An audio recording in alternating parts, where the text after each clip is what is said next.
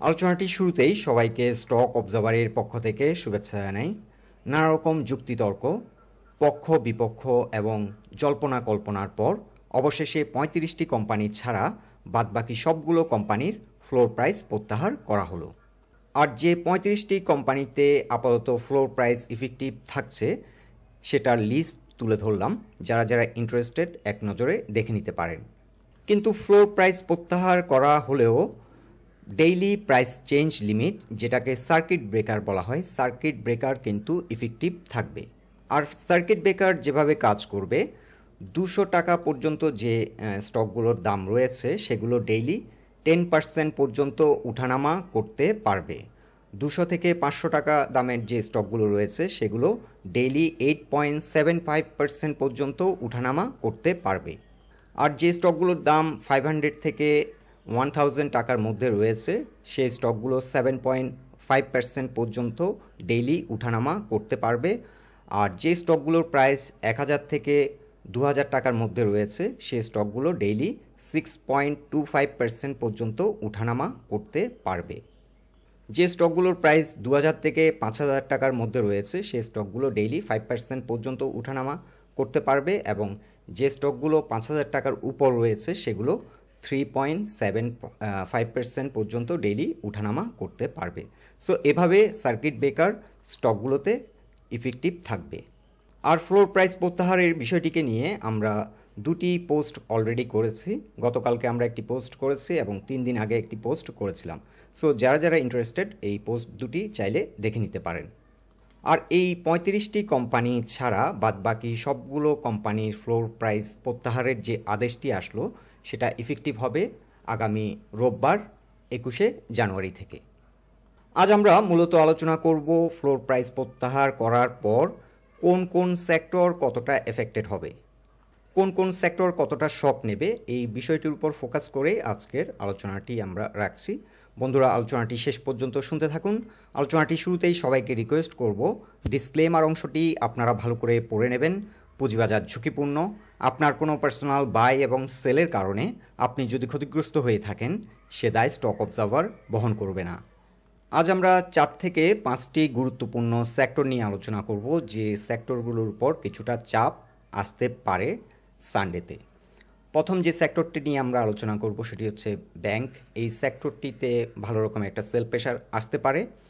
Engineering সেক্টরের কিছু কিছু স্টকে সেল প্রেশার আসতে পারে এবং টেক্সটাইল সেক্টরের কিছু কিছু স্টক এফেক্টেড হতে পারে।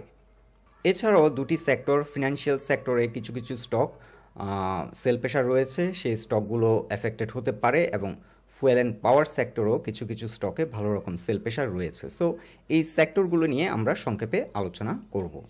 শুরুতেই ডে চার্টে দেখে নিচ্ছি ব্যাংক সেক্টরটির বর্তমান অবস্থান। বর্তমানে এই সেক্টরটি 18.3-তে অবস্থান করছে, আর এই সেক্টরটির বর্তমানে একটি গুরুত্বপূর্ণ সাপোর্ট হচ্ছে 17.9। আর এই সেক্টরটির এখন ইমিডিয়েট যে রেজিস্ট্যান্স সেটি রয়েছে 18.6-এ। সো সানডেতে যদি ফ্লোর প্রাইস তুলে নেওয়ার পর যে সেল প্রেশারটি আসবে, আমরা উইকলি চার্টে আর একটু ব্রডার হরাইজনে তুলে ধরছি। ফার্স্ট যে পয়েন্টটিতে সাপোর্ট নেওয়ার চেষ্টা করবে 17.9, সেল প্রেশারে হয়তো এই জোনে চলে আসবে। এবং এক্ষেত্রে একটি বিষয় ইনফর্ম করছি, ইনস্টিটিউশন যদি সাপোর্ট না দেয় তাহলে সেক্টরটি কিন্তু তার যে রিসেন্ট যে লো 17.5 এই জোনটিতেও চলে আসার সম্ভাবনা রয়েছে। তবে ইকুয়ালি সবগুলো স্টক ইকুয়ালি এফেক্টেড হবে না।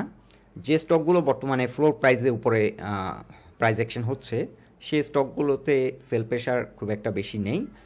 সেগুলো হয়তো মার্কেট যদি মাইনাস থাকে কিছুটা এফেক্টেড হতে পারে, বাট যে স্টকগুলো বর্তমানে ফ্লোর প্রাইসে অবস্থান করছে এবং সেল প্রেশার রয়েছে সেই স্টকগুলো বেশি এফেক্টেড হবে। সো ব্যাংকিং খাতের জন্য এখন কি সাপোর্ট হবে 17.5, এবং এর নিচে যদি কোনো কারণে নেমে যায় তাহলে সেক্টরটি কিন্তু স্লো হয়ে যেতে পারে। যদিও আমরা এখানে উইকলি চার্টও লক্ষ্য করছি সেল প্রেশার খুব বেশি নেই, কিন্তু ফ্লোর প্রাইসের কারণে কিন্তু অ্যাকচুয়াল সেল প্রেশারটি আমরা এই চার্টে তার রিফ্লেকশনটি আমরা দেখতে পাচ্ছি না। সো ফার্স্ট সাপোর্ট হচ্ছে 17.9 এবং সেকেন্ড যে সাপোর্ট সেটি হচ্ছে 17.5, এবং এর নিচে চলে গেলে সেক্টরটি স্লো হয়ে যেতে পারে এবং ঘুরে দাঁড়াতে অনেকটা সময় নিতে পারে। আমরা এখন ফিবোনাচি রিট্রেসমেন্ট চার্ট ড্র করেছি। রিসেন্ট যে প্রাইস অ্যাকশন হয়েছিল 26 পয়েন্ট পর্যন্ত প্রাইস অ্যাকশন হয়েছিল 2021-এর নভেম্বরে, এবং এখান থেকে আমরা ফিবোনাচি রিট্রেসমেন্ট চার্ট ড্র করেছি। বর্তমানে সেক্টরটি রয়েছে ইন বিটুইন 78 থেকে 61%-এর যে রিট্রেসমেন্ট সাইকেল তার মাঝামাঝি একটা পজিশনে রয়েছে। সো সেক্টরটি যদি 17.5 এই সাপোর্টটিকে যদি রেসপেক্ট না করে তাহলে 16.6 পর্যন্ত চলে আসতে পারে, এবং এটিও একটি গুরুত্বপূর্ণ সাপোর্ট 78%-এর রিট্রেসমেন্ট সাইকেল। সো ব্যাংকিং খাত আসলে একটি বড় পেইড আপের একটি সেক্টর, এবং এই সেক্টর কিন্তু ওভারঅল সূচককে কিন্তু অনেকটা এফেক্টেড করতে পারে সানডেতে। সো এক্ষেত্রে এখন আমরা একটা গুড স্ট্র্যাটেজি সাজেস্ট করতে পারি। প্রত্যেকটা নেগেটিভিটির পেছনে কিন্তু একটা পজিটিভিটিও থাকে। সো যারা অলরেডি ব্যাংকিং সেক্টরে ইনভেস্টমেন্ট যাদের আছে তাদের জন্য হয়তো সর্বনাশ, কিন্তু যারা নতুন করে এখন বর্তমানে বিনিয়োগ করবেন তাদের জন্য কিন্তু এটা গ্রেট অপরচুনিটি। তারা অনেক লোতে বাই করার একটা সুযোগ সানডেতে আসতে পারে, কিংবা নেক্সট উইক ধরে এই সুযোগটি প্রিভেল করতে পারে মার্কেটে। আর এই সেক্টরটি ইনভেস্টমেন্ট গ্রাউন্ড থেকে চিন্তা করলে ভালো একটি সেক্টর। সো লং টার্ম যারা ইনভেস্টর তারাই বেসিক্যালি ব্যাংকে বেশি ইনভেস্টমেন্ট করে থাকেন। সো লং টার্ম ইনভেস্টমেন্টের জন্য নেক্সট উইক হবে একটি গ্রেট অপরচুনিটি। আর যারা অলরেডি কিছুটা হাই পয়েন্টে বাই করেছেন তারা অলরেডি ডিভিডেন্ড পাচ্ছেন। স্টকগুলো হয়তো আবার কামব্যাক করবে কিছুদিন পর। সো আপনারা চাইলে ধৈর্য ধরতে পারেন। আর আমি পার্সোনালি মনে করি ব্যাংকিং সেক্টরে বেশিরভাগই কিন্তু ইনভেস্টররাই আছেন। তারা কিন্তু ডেইলি যে প্রাইস উঠানামা এগুলো কিন্তু তারা অনেকেই দেখেও না।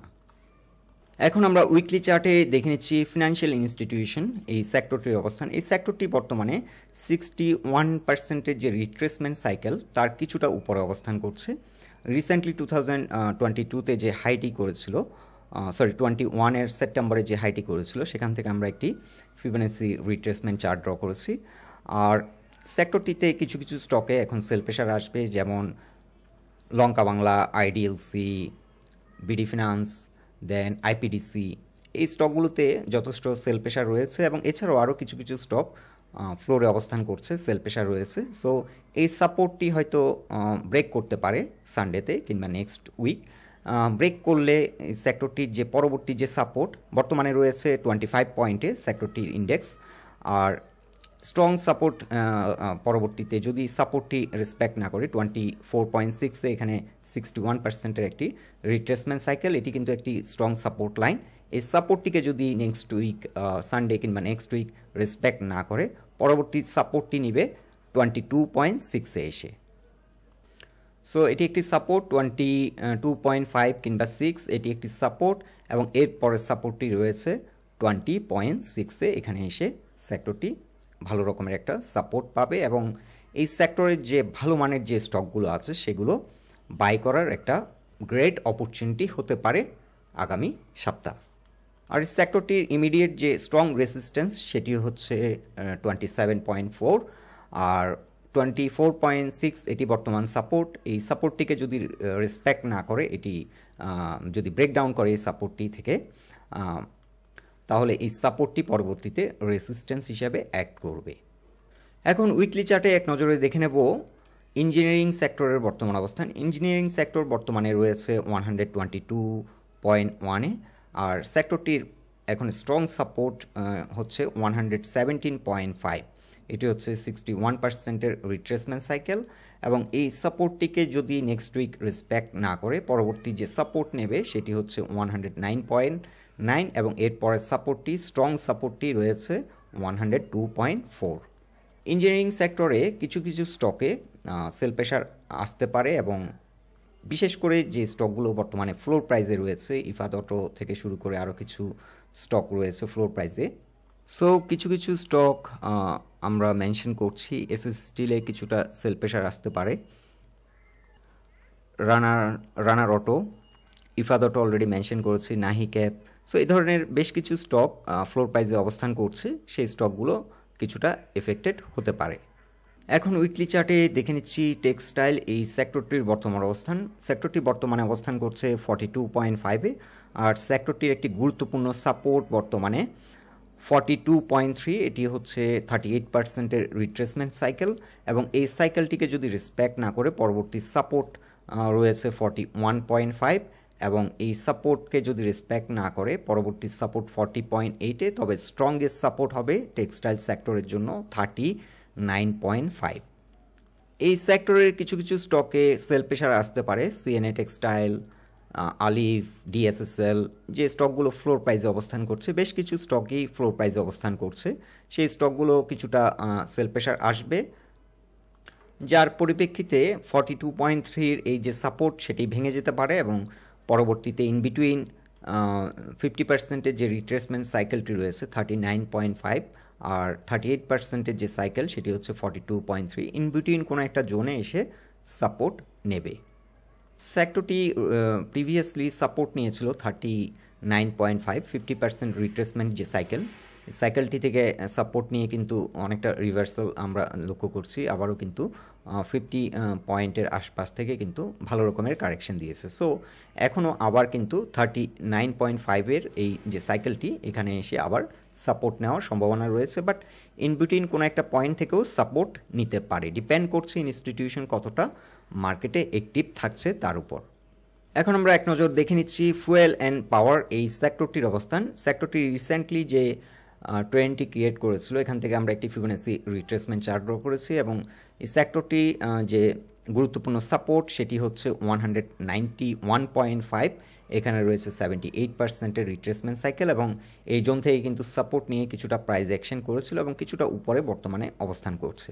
সো এই সেক্টরটি আবারও এই জোনটিতে এসে সাপোর্ট নেওয়ার সম্ভাবনা রয়েছে, আর এই সাপোর্টটিকে যদি রেসপেক্ট না করে তাহলে সেক্টরটি স্লো হয়ে যেতে পারে, এবং সেক্টরটি ইন বিটুইন যে পয়েন্টটি থেকে সাপোর্ট নিয়েছিল লাস্ট টাইম 167, এই জোনটি কিংবা তার আশেপাশে কোনো একটা পয়েন্ট থেকে এসে আবার সাপোর্ট নেবে বলে আশা রাখছি।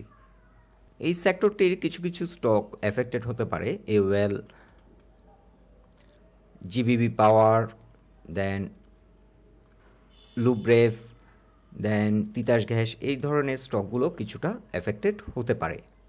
এছাড়াও কেপিসিএল এই স্টকটিতেও কিছুটা সেল প্রেশার রয়েছে। সো বন্ধুরা, আমরা কিছু ইম্পর্টেন্ট সেক্টর এই আলোচনায় কভার করেছি। আপনারা আপনাদের মতামতগুলো আমাদেরকে কমেন্ট বক্সে জানান, আর আলোচনাটি যদি আপনাদের ভালো লেগে থাকে অবশ্যই পোস্টটিকে লাইক দিন। আমাদের সাথে থাকার জন্য আপনাদের অসংখ্য ধন্যবাদ।